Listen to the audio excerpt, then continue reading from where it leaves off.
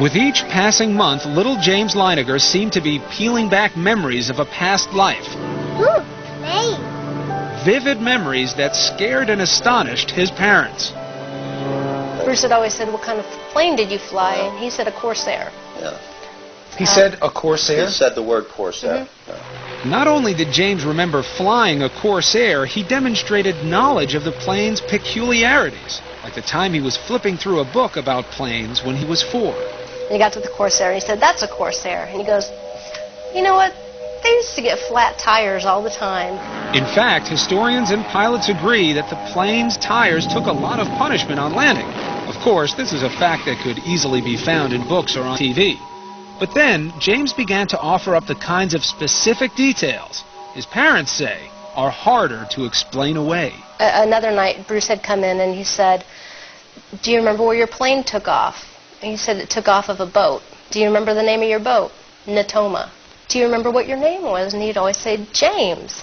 But his name is James. It never really occurred to us. We thought he just wasn't understanding the question. So I said, "Do you remember any friends or anyone else that you flew with?" And he said, Jack Larson.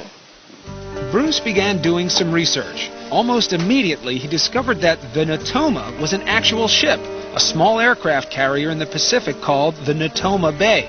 And Jack Larson, the Navy buddy little James recalled? Well, it turns out there was a pilot named Jack Larson who served aboard the Natoma Bay. In fact, he's alive and well and living in Arkansas. And it was like, holy mackerel. I mean, really, you could have poured my brains out of my ears. And I just couldn't believe it. And there were more clues. Around this time, James began signing crayon drawings and other artwork, James 3. One day I asked him why he's calling himself James 3. It was because I'm the 3rd James. And every once in a while you ask him that today, and he'll still say the same thing. And one day, while leafing through a new book about the Battle of Iwo Jima, Bruce turned to an aerial photo of the Pacific Island. James was seated nearby. He pointed to it and he goes, "Daddy, that's where my airplane was shot down." And I said, "What?" "That's my airplane got shot down there, Daddy." And I just went blank. I couldn't say anything. By then, Bruce had become a man possessed, searching the internet, combing through military records, and interviewing men who served aboard the Natoma Bay. Finally, a breakthrough. He learned that there was just one pilot from the squadron killed at Iwo Jima. That pilot, James M. Houston, Jr. Is this why little James was calling himself James 3? It just crystallized in my mind. This has to be who we're talking about. You know, my meter of skepticism was starting to go over toward belief. When little James would describe being shot down, he told of how his plane had sustained a direct hit on the engine. We had an airplane, and I said, "Well, can you show me where it was?" And he pointed right up to the front of the engine. That's what makes this man's story so intriguing. His name is Ralph Clarber. Clarber was a rear gunner on a TBM Avenger that flew off the Natoma Bay. On March 3rd, 1945, he took part in a raid near Iwo Jima. As it happens, Clarber's plane was right next to the one flown by James M. Houston, Jr. It was to be Hugh's last mission before leaving for home the following day. As Clarber recalls, the sky was thick with enemy flak.